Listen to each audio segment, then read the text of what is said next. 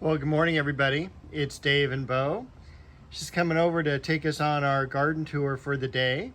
And it's a beautiful sunny day here in Southern California. Temperatures have been absolutely perfect, quite honestly, for the entire month. It's been in the high 80s and low 90s, no real heat spikes to speak of in the last month. So it's been fantastic. Today is the 26th of July, 2025, and we're going to go ahead and walk around the garden. We have pruned the magnolia here just about maybe 2 weeks ago now, and it's looking absolutely beautiful. We also did some work in the back here. You'll notice that all the vegetables are gone. So I did take out the vegetables this week. A few of them were starting to get some spider mites on them. Most of them had already put out all the big crops of fruit or vegetables. And so those came out, gave the yard a huge change in appearance. So feels a lot bigger in the back here, and it's just, a lot more room to work. So, as Bo has already taken us over here, I've also worked on pruning back this hedge of ligustrum. We've started pulling out a lot of the ivy here that's been growing around the base, pulling it from the branches of the ligustrum. You can kind of see it growing up the stems here. That still needs a lot of work. About every other ligustrum here is going to come out, so it's going to look more like the columns here. That one will be kept as well. We already took the middle one out. We're going to take this one out, leave this one, take this one out, and so on, so that you'll have basically in the back here 5 major columns of ligustrum, and also getting rid of that plumbago. That is just outrageous. Here I want to do a pergola, and so that'll provide some structure for vines to grow up, but also some more shade back here as well, and less grass to mow, things like that. So this will be kind of a planter bed here with the Japanese maple, the Sangogaku, as the main focal point. And this will the bed will wrap around from the rose garden over to here. The pergola will be here, and then another planter bed over here with the yellow Elizabeth magnolia as its kind of anchor. So that's kind of the goal for right now, but I'm trying to get as much stuff done prior to the winter as I can, because that's when I want to build the pergola, when the weather's a lot cooler and ground can be dug a little bit easier with the wet weather. We've got one of the Antique Rose Emporium roses here, and you can see all the blooms on it, absolutely stunning. I don't know the variety of this one, but it is one of the older roses from the 1800s. So it's quite cool. Next to it, the Japanese maple and Chinese fringe tree. That's been looking great. I looked at a video a couple years ago where you can really start to see the change in the growth and also the structure of the tree. So I know it's headed in the right direction, at least. I wish it was a little bit quicker as far as the growth goes, but it's also in an area where, a previous tree was. It's probably depleted of nutrients, the ground's not the best, and it's got to compete with roots as well. The other Japanese maple and the other Magnolia Elizabeth, I still don't have any buds on the plumeria, so I'm hoping this may be a late bloomer. It was last year, and we got a little wasp there. Bow in the background here, Makawa Yetsubusa for the Japanese maple there in the corner. And also, I'm still really happy that this plant in the back corner here, the heliotropium, has done really well this past year. So I hope it keeps doing well. Tough area for that to survive in, but so far it has. Coming down here, we still have all the rocks pretty clear from the weeds and from the grass here. The Japanese maple Shishigashira looking really good. Plants around the base look nice as well. Still have to get in here and do some work. The impatiens looking good.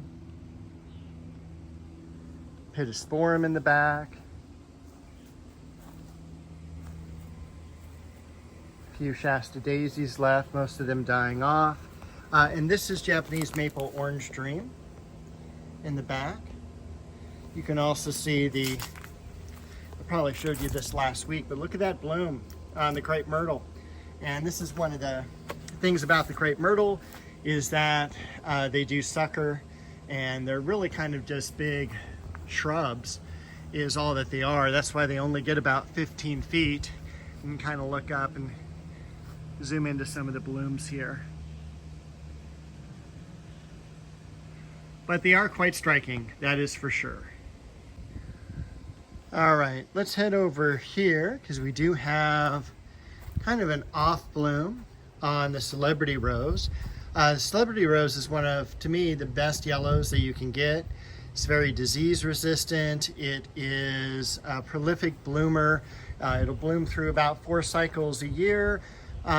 Moderate fragrance, I would say, not the best, definitely not the strongest, but generally when they're breeding for fragrance, they're not breeding for how strong the plant is. So yellows tend to be very weak. The same thing with lavenders as well. And I don't think there's anything else here I need to really discuss. So let's head out to the rose garden itself.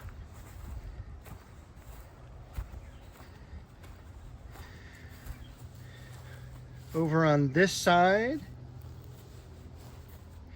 the daylilies have finished. This is a cypress here, a fern leaf cypress. We've got a dahlia coming back. This is the 3rd year for this dahlia. And quite honestly, it's beginning to look a little vigorous.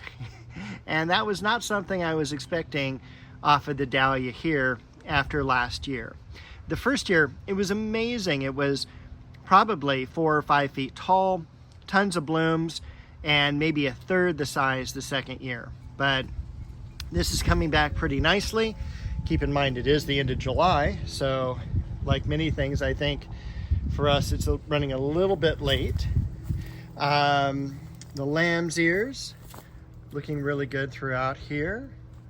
We've got one little off bloom, it looks like, from the gladiolas there. And then over here, we've got the dogwood tree. So I'm hoping that next year the dogwood will not need as much protection from the sun. That's up there as it really took a beating last year when it was out over here in the place of the Sengogaku Japanese maple. And you can already see this too is burning a little bit. I'm thinking maybe I should cover it. I don't quite know yet, but we'll let it go a little bit longer. Hoping once they get established, they won't be burning as much or stressing as much. And definitely when I build a pergola here, that'll provide the afternoon shade for this to really help it out. So we walk past Bo there.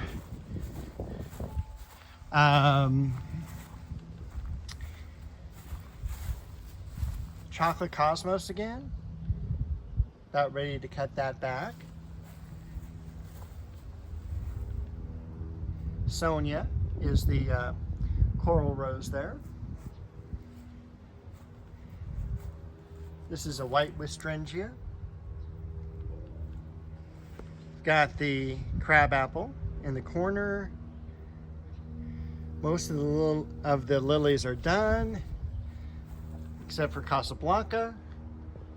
Those are looking beautiful, as well as the blooms on the almond bush here. The sweet pea shrub. The double lilies here.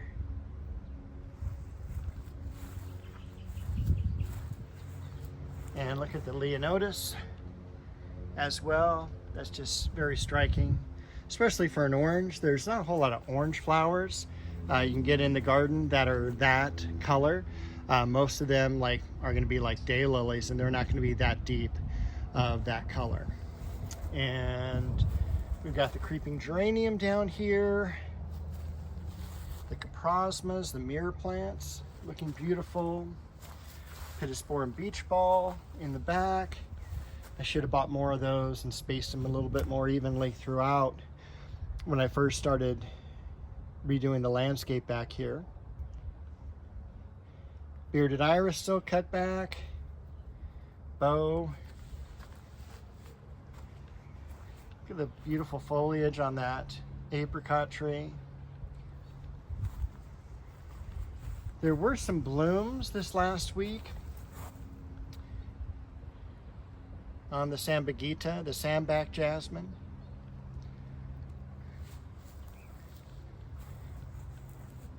And then my flowering apricot over here, also with beautiful leaves, but I can't wait till that flowers next year. There are some flowers down here. On the mint. So I think that is where I'll leave you for this week. Bo also sends her regards, says happy gardening. We'll be back next week to show you the progress in the garden.